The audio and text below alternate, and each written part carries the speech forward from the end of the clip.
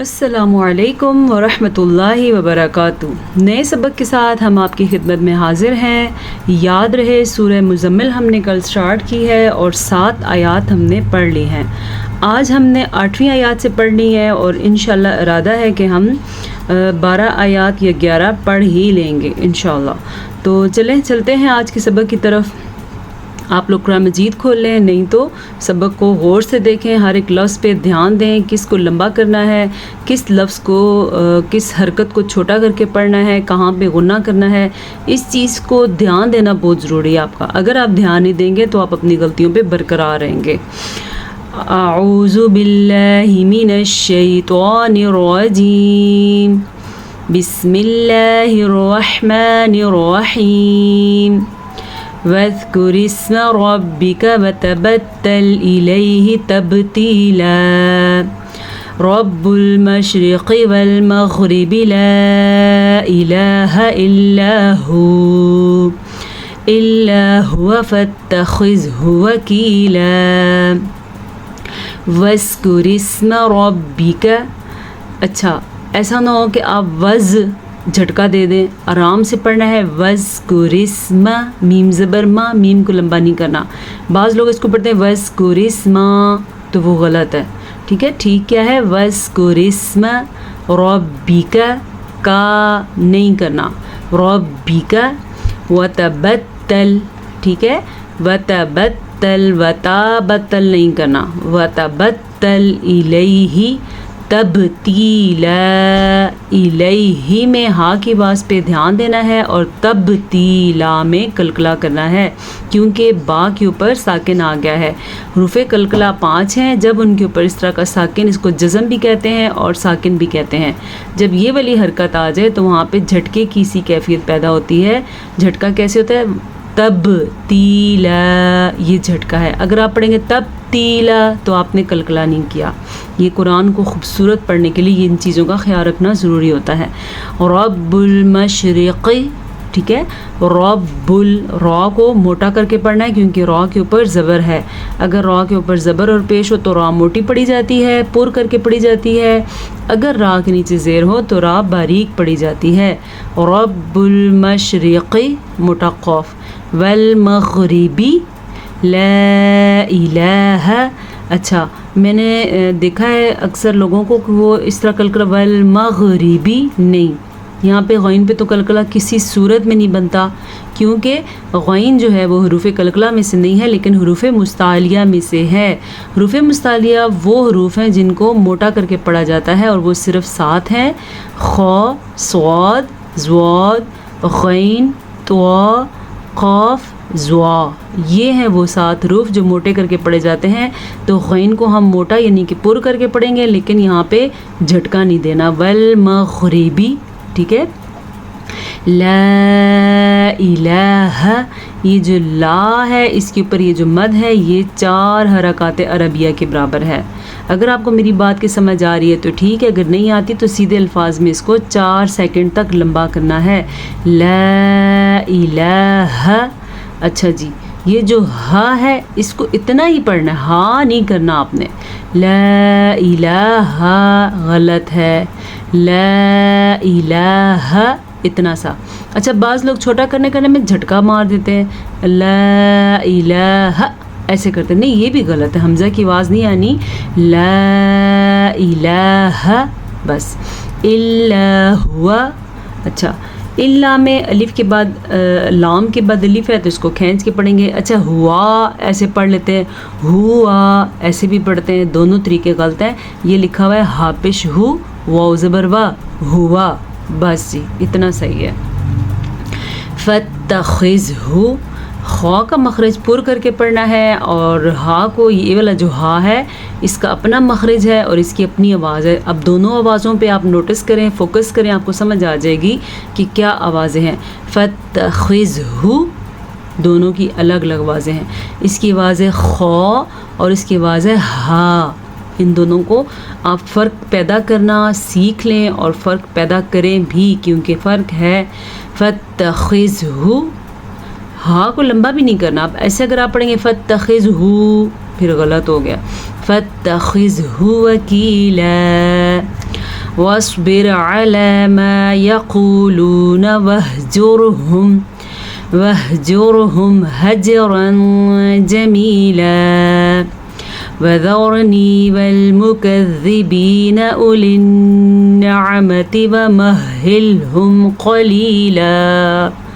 اچھا جی، واصبر سواد کو پر کر کے پڑھنا ہے اور را باریک پڑھنی ہے. را کیوں باریک پڑھنی ہے؟ کیونکہ را ساکن اور اس سے پہلے حرف کے نیچے زیر ہے. اگر را ساکن ہو اور اس سے پہلے حرف کے نیچے زیر ہو تو وہ را باریک کر کے پڑھی جاتی ہے، موٹی کسی صورت میں نہیں پڑھی جاتی. ہاں، اگر را ساکن ہو اور اس سے پہلے حرف کے اوپر زبر یا پیش ہو تو را پر پڑھی جائے گی، لیکن صاد جو ہے وہ ہر صورت میں پر پڑھا جائے گا، خواہ اس کے نیچے زیر ہو، زبر ہو یا پیش ہو یا ساکن ہو. صاد اور وہ جو پہلے میں نے آپ کو 6 مزید حروف بتائے ہیں، اگر آپ بھول چکے ہیں تو پھر سن لیں. خا، صاد، ضاد، غین، طا، قاف، ضوا، یہ سارے میں نے پر کر کے بولے بھی ہیں، پڑھنے بھی ہیں. یقولون موٹا قاف، یقولون ایسے نہیں پڑھنا آپ نے، یقولون اس کی مقدار اتنی ہی ہے. وہجرہم را کو پر پڑھنا ہے. میں نے بھی آپ کو پیچھے بتایا تھا، را ساکن سے پہلے زیر ہو تو را باریک پڑھتے ہیں، لیکن اگر را ساکن سے پہلے پیش ہو یا زبر ہو تو را پر پڑھی جاتی ہے. اگر را کے اوپر خود ہی زبر اور پیش ہو تو را پر پڑھی جائے گی، را کے نیچے زیر ہو تو را باریک پڑھی جائے گی. یہ میں آپ کو تب بتا رہی ہوں، پچھلے حرف کو تب دیکھنا ہے اگر را ساکن ہو، ٹھیک ہے. یہ را پر پڑھی جائے گی. حجرن، یہ را بھی پر پڑھی جائے گی کیونکہ را کے اوپر 2 زبر ہیں تو اس لیے یہ را بھی پر پڑھی جائے گی. جمیلا، ایک غلطی یہ بھی کی جاتی ہے، جمیلا ایسے کر کے نا ہا کی آواز نکالی جاتی ہے، یہاں پہ الف مدہ کی آواز نکلے گی. یاد رکھیں جب اس طرح کا وقف آ جائے تو یہ 2 زبر جو ہیں وہ ایک زبر الف کے ساتھ بن جاتا ہے، ٹھیک ہے. وَذَرْنِي وَالْمُكَذِّبِينَ أُولِي النَّعْمَةِ وَمَهِّلْهُمْ قَلِيلًا.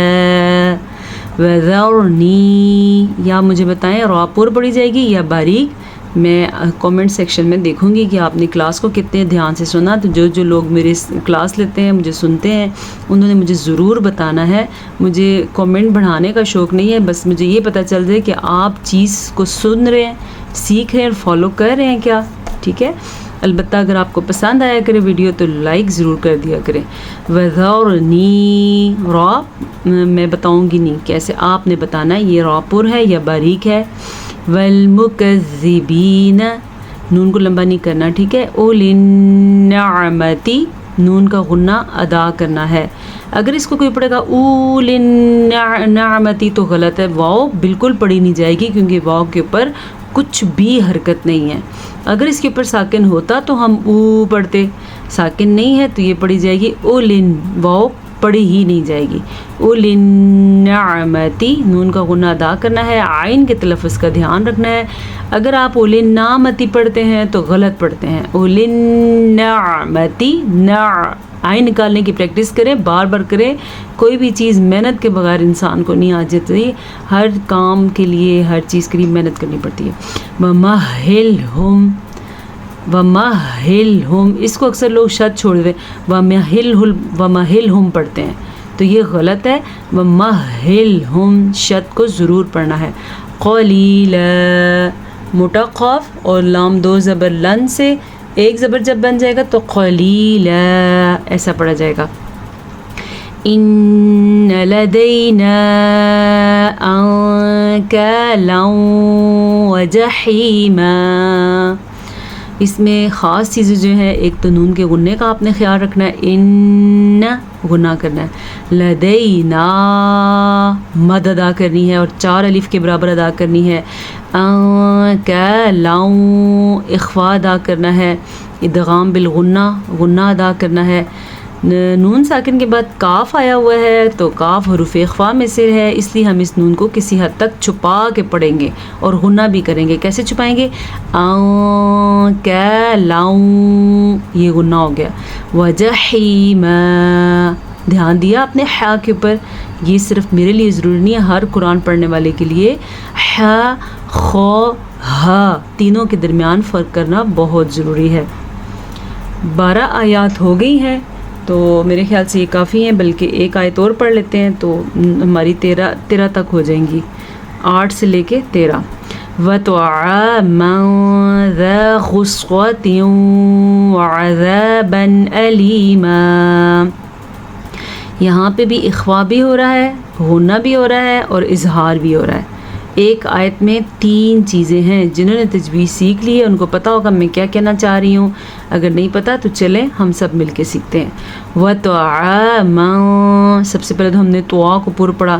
اچھا یہ واو کے اوپر جو شد ہے نا، یہ جب اس کو ملا کے پڑھیں گے تب غننے کی وجہ سے یہ شد لکھی ہوئی ہے تب ادا کریں گے، اگر ہم نے ملا کے نہیں پڑھنا تو پھر ہم اس کو وَطَعَامًا ایسے ہی پڑھیں گے، ٹھیک ہے۔ اخفا ہو گیا کیونکہ تنوین کے بعد زال آ گیا ہے، نون ساکن اور تنوین کے بعد حروف اخفا میں سے کوئی حرف آ جائے تو وہاں پہ نون ساکن یا تنوین کو چھپا کے پڑھتے ہیں اور غنہ بھی کرتے ہیں، جیسا کہ میں کہہ رہی ہوں وَطَعَامًا، دیکھیں میں نے نون کو چھپایا ہے، کلیئر نہیں پڑھا اور غنہ بھی کیا ہے۔ ذَا غُصَّةٍ، اچھا آپ نے نوٹس کیا میں نے اس کو ذا پڑھا ہے، ذا کے بجائے ذا اس کو پڑھیں گے نرمی کے ساتھ۔ غُصَّةٍ، غین کو پر پڑھنا ہے، صاد کو پر پڑھنا ہے اور پھر یہاں پہ غنہ ادا کرنا ہے۔ غُصَّةٍ وَعَذَابًا أَلِيمًا، جو پرانے پڑھنے والے ان کو اچھی طرح پتہ ہے یہاں پہ اظہار ہو رہا ہے، نئے پڑھنے والوں کے لیے میں بتا دیتی ہوں کہ اظہار کیسے ہو رہا ہے۔ اگر نون ساکن اور تنوین کے بعد حروف ہلکی میں سے کوئی حرف آ جائے تو وہاں پہ نون ساکن اور تنوین کو ظاہر کر کے پڑھتے ہیں۔ حروف ہلکی کون سے ہیں؟ وہ 6 حروف جو حلق سے نکلتے ہیں، حمزہ، ہا، عین، حا، غین، خا، یہ جو 6 حروف ہیں یہ حلق سے نکلتے ہیں، منہ سے نہیں نکلتے، اس لیے ان کو حروف ہلکی کہا جاتا ہے۔ تو جب یہ نون ساکن اور تنوین کے بعد یہ 6 حروف میں سے کوئی سا بھی ایک حرف آ جائے، جیسا کہ یہاں پہ ہمارے پاس حمزہ ہے تو وہاں پہ نون ساکن اور تنوین کو ظاہر کر کے پڑھتے ہیں۔ یہاں تک سبق ہمارا آج کے لیے کافی ہو گیا ہے۔ جو چیزیں آپ کو سکھائی گئی ہیں ان کو کوشش کریں آپ اسی طریقے سے پڑھیں اور اپنی غلطیاں ٹھیک کریں۔ اگر آپ پرانا سبق پڑھ رہے ہیں اور مڑ مڑ کے آپ وہی پڑھ رہے ہیں، نئے سبق سے کچھ سیکھ نہیں رہے، تو پھر کیا فائدہ آپ کو کلاس لینے کا؟ اپنی غلطیاں ٹھیک کریں۔ السلام علیکم ورحمۃ اللہ وبرکاتہ۔